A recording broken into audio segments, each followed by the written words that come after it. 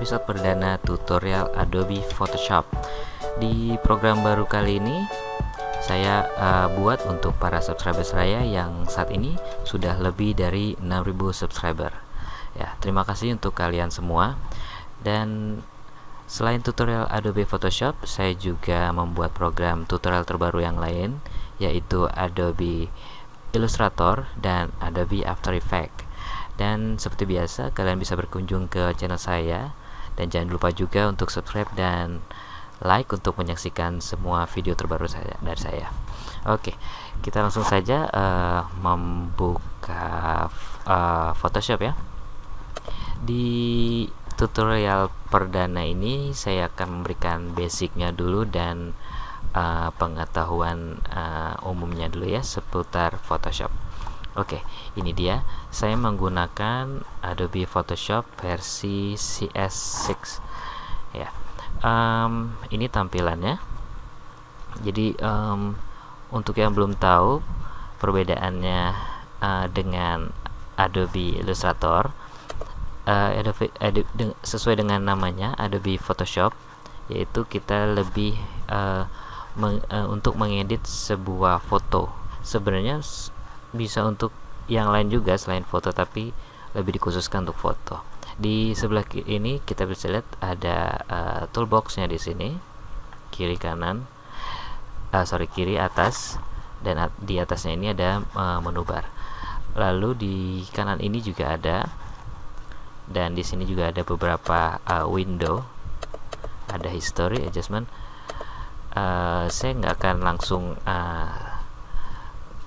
sebutkan fungsi mereka satu-satu kali ini karena terlalu banyak. Jadi nanti saya akan menjelaskan sambil kita menggunakannya ya, supaya lebih mengerti. Oke, di sini untuk tampilan di CS6 ini bisa dirubah sesuai keperluan. Seperti di sini saya menggunakan tampilan essential. Misalnya kita biasa untuk membuat fotografi, kita bisa klik fotografi di sini, dan fasilitas fiturnya juga disesuaikan sesuai kebutuhan. Lalu juga mungkin di sini kita biasa menggambar, kita bisa klik painting di sini untuk menggambar, dengan biasanya untuk menggambar menggunakan stylus pen ya. Lalu juga ini untuk typography ya. Untuk Adobe Photoshop saya rekomendasinya CS6 ke atas ya, CS6 atau CC. Untuk yang di bawahnya mungkin minimal CS5 atau CS5.5, dan lebih baik lagi yang extended karena lebih lengkap dibanding kalau di versi di bawah 5 mungkin nanti ada fitur-fitur yang nggak ditemukan di sini ya. Untuk yang ingin menginstal di PC-nya, saya tunjukkan dulu untuk sistem requirement-nya. Di sini saya menggunakan Adobe Photoshop CS6. Ya, di sini bisa dilihat untuk prosesornya minimal Intel Pentium 4 AMD 64 bit prosesor. Untuk OS-nya bisa menggunakan Windows XP Service Pack 3, Windows 7, dan Windows 8.1 ya. Untuk RAM minimal 1 GB RAM. Sebaiknya sih lebih dari 1 ya, karena nanti kalau layernya sudah banyak, untuk yang belum mengerti layer, nanti kita akan belajar mengenai layer yang berikutnya. Jadi untuk layer yang lebih banyak akan lebih berat, jadi memang minimal 1, tapi sebaiknya lebih dari 1. Rekomendasinya itu lebih dari 4 ke atas sih sebaiknya ya. Untuk instalasi memerlukan 1 GB data di hard disk. Lalu juga untuk tampilan minimal 1024x768 atau rekomendasinya 1280x800. Dan untuk grafiknya direkomendasikan menggunakan OpenGL 2.0 capable system. Dan untuk sistem Macintosh bisa menggunakan multi-core Intel processor dengan 64 bit support.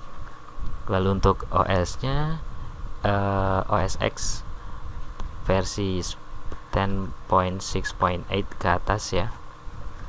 Untuk CS345, CS5.5 dan CS6. Nah, makanya ini saya sarankan minimal CS5 ke atas. Dan untuk RAM juga minimal 1 GB, sebaiknya di atas 3 atau 4 ya.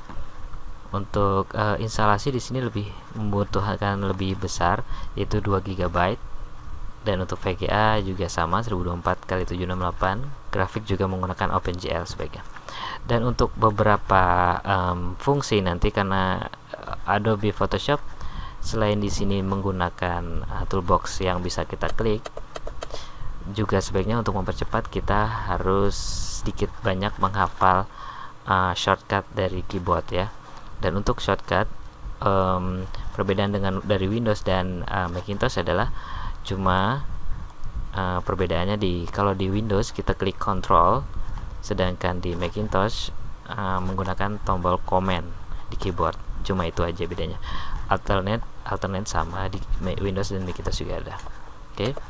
Sekian dulu tutorial kali ini, dan untuk yang ingin menyaksikan tutorial saya yang lain, kamu bisa langsung klik subscribe dan like di bawah ini. Dan juga untuk pertanyaan seputar tutorial ini, kamu bisa tuliskan di komen box di bawah ini atau via Twitter saya. Kita ketemu lagi di video berikutnya, dan terima kasih.